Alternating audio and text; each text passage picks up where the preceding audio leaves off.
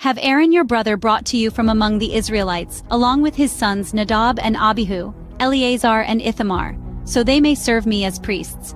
Make sacred garments for your brother Aaron to give him dignity and honor. Tell all the skilled workers to whom I have given wisdom in such matters that they are to make garments for Aaron for his consecration, so he may serve me as priest. These are the garments they are to make: a breastpiece, an ephod, a robe, a woven tunic, a turban and a sash. They are to make these sacred garments for your brother Aaron and his sons, so they may serve me as priests. Have them use gold and blue, purple and scarlet yarn, and fine linen. Make the ephod of gold, and of blue, purple, and scarlet yarn, and of finely twisted linen, the work of skilled hands. It is to have 2 shoulder pieces attached to 2 of its corners, so it can be fastened. Its skillfully woven waistband is to be like it, of 1 piece with the ephod and made with gold, and with blue, purple, and scarlet yarn, and with finely twisted linen. Take 2 onyx stones and engrave on them the names of the sons of Israel in the order of their birth. 6 names on 1 stone and the remaining 6 on the other.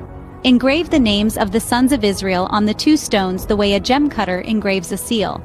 Then mount the stones in gold filigree settings and fasten them on the shoulder pieces of the ephod as memorial stones for the sons of Israel. Aaron is to bear the names on his shoulders as a memorial before the Lord. Make gold filigree settings and 2 braided chains of pure gold, like a rope, and attach the chains to the settings.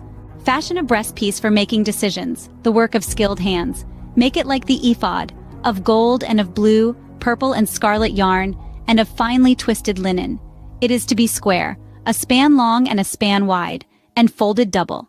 Then mount 4 rows of precious stones on it.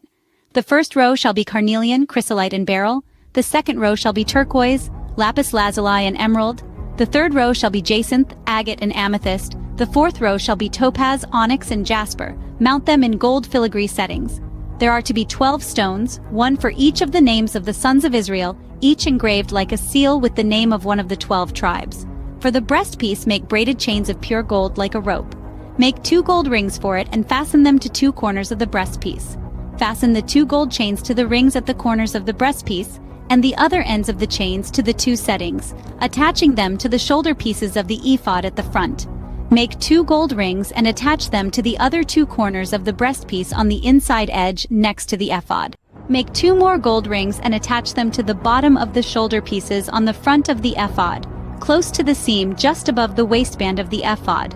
The rings of the breastpiece are to be tied to the rings of the ephod with blue cord, connecting it to the waistband, so that the breastpiece will not swing out from the ephod. Whenever Aaron enters the holy place, he will bear the names of the sons of Israel over his heart on the breastpiece of decision as a continuing memorial before the Lord.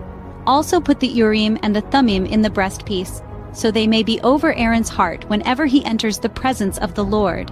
Thus Aaron will always bear the means of making decisions for the Israelites over his heart before the Lord. Other priestly garments. Make the robe of the ephod entirely of blue cloth, with an opening for the head in its center. There shall be a woven edge like a collar around this opening, so that it will not tear. Make pomegranates of blue, purple, and scarlet yarn around the hem of the robe, with gold bells between them. The gold bells and the pomegranates are to alternate around the hem of the robe.